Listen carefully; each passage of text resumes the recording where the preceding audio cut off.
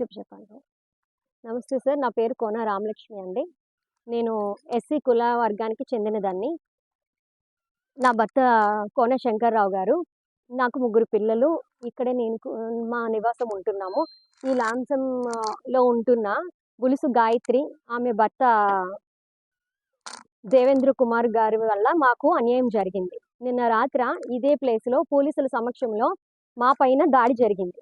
అందుకోసం ఈ సమావేశం పెట్టడం జరిగింది. పోలీసుల వల్ల కూడా మాకు ఎలాంటి న్యాయం జరగలేదు. అసలు ఈ దాడి జరగడానికి కారణం ఏమిటంటే, ఇందులో ఉంటున్న గాయత్రి అనే వ్యక్తితో గత కొంతకాలం క్రితం మాకు పరిచయం ఏర్పడింది.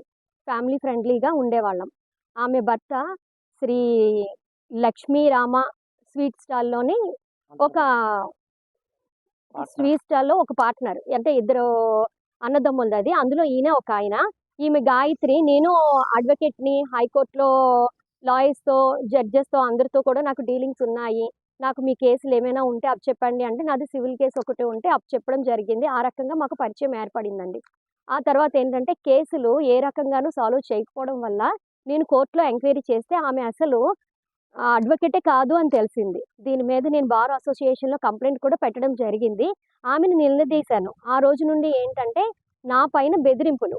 నేను అడ్వకేట్ కాదని, నువ్వు ప్రెస్ మీట్ ఇచ్చినా, ఎవరికైనా కంప్లెయింట్ ఇచ్చినా, నాకు సీపీ తెలుసు, ఎంఈవి సత్యనారాయణ గారు తెలుసు, వాళ్ళు తెలుసు, వీళ్ళు తెలుసు, నిన్ను, నీ కుటుంబాన్ని లోపల ఏపించేస్తాను, మిమ్మల్ని నేను రోడ్డుకి లాగేస్తాను అని చెప్పేసి నానా రకాలుగా నన్ను బెదిరింపులు అన్నది చేయడం జరిగిందండి. అయినప్పటికీ కూడా నేను ఇంతకాలం నుండి ఓర్చుకొని ఉన్నాను. నిన్న ఉదయం నా భర్తకు, ఆమెకు మధ్య చాటింగ్ సంభాషణలో కొంచెం ఆర్గ్యుమెంట్ జరిగింది. ఈ ఆర్గ్యుమెంట్‌లో ఏంటంటే, సరే ఇంక ఈ ఆర్గ్యుమెంట్‌లన్నీ వద్దు, మీరు మా జోలికి రావద్దు, మేము మీ జోలికేమీ రాము అని చెప్పేసి పెట్టేయడం జరిగింది.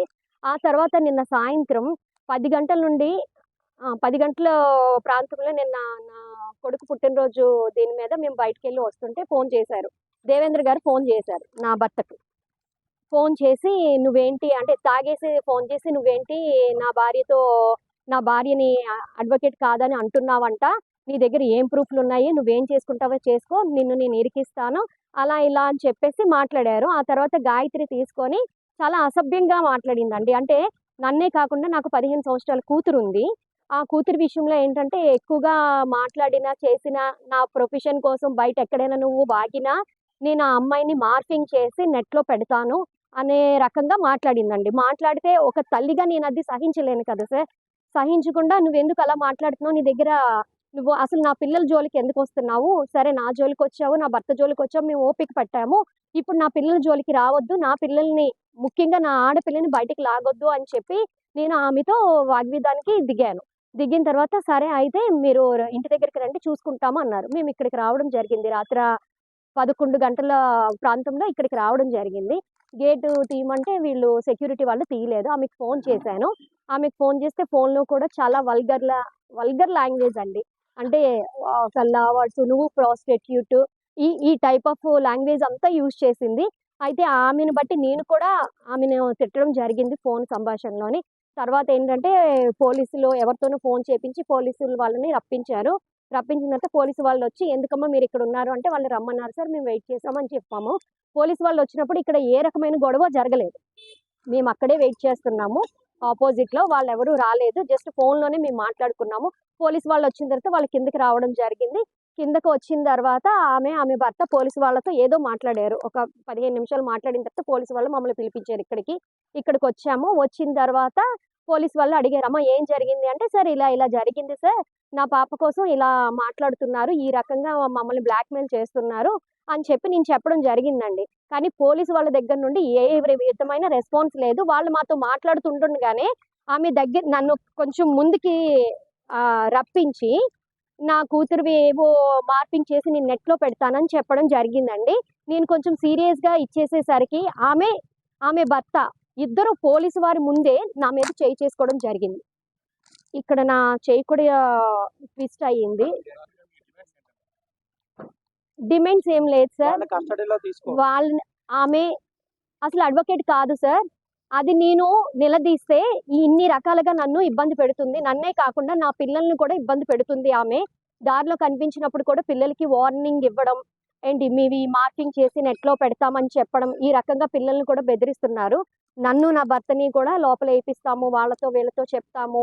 ఆ ఎవరు ఈ కొబ్బరి తోట వాళ్ళతో నా భర్తను కొట్టిస్తాము, ఈ రకమైన బెదిరింపులన్నీ ఇస్తున్నారు సార్.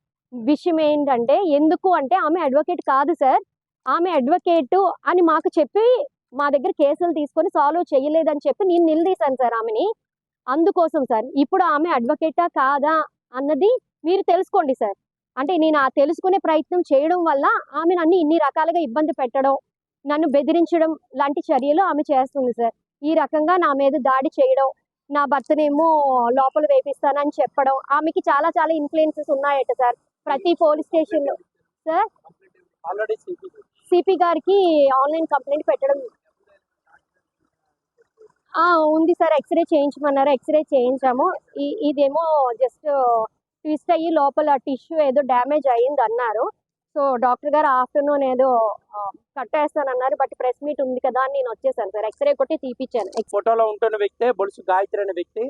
ఈ వ్యక్తి ఇలాగా న్యాయ సంస్థ సంబంధించిన గవర్నమెంట్ సంస్థలనే, ఇది ఒక కోర్టు అనే కాదండి, ఒక పోలీసులనే కాదు, ఒక ఎంఆర్ ఆఫీసర్ అనే కాదు, ఒక కలెక్టర్ ఆఫీస్ అనే కాదు, ఇటువంటివన్నీ చూపిస్తూ జనాల్ని గవర్నమెంట్ని ఫ్రాడ్ చేస్తున్న వ్యక్తులు ఇటువంటి అపార్ట్మెంట్లో ఉంటే నిలదీయడానికి వచ్చేటప్పుడు అపార్ట్మెంట్స్ లోపలికి ఎవరు కూడా మమ్మల్ని ఇన్వాల్వ్మెంట్ చేయకుండా, లోపలికి ఎవరు కూడా ఎంటర్ చేయకుండా మాపై సెక్యూరిటీ గార్డ్స్ తోని దాడి చేయిస్తున్నారని మరీ నేను ప్రెస్ మీట్ లో కోరుతున్నాను సార్.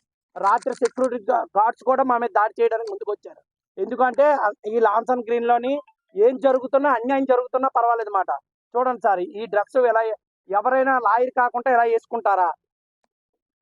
వేసుకుంటారా? సాక్ష్యం కోర్టు అనేసి అనేటుంటే కోర్టు ఆవిడకి ఏమైనా గవర్నమెంట్ నుంచి కానీ కోర్టు నుంచి కానీ ఏమైనా సబ్మిట్ చేయమని మరి మేము పోలీసు వారికి మాకు సబ్మిట్ చేయవసరం లేదండి. పోలీసు వారికి కానీ ప్రెస్ వారికి కానీ సబ్మిట్ చేయవలసిందిగా కోరుతున్నాం వాళ్ళు. 15 సంవత్సరాల పాప మీద అటువంటి ఇవి చేయడం, ఆరోపణలు చేయడం కరెక్ట్ కాదండి.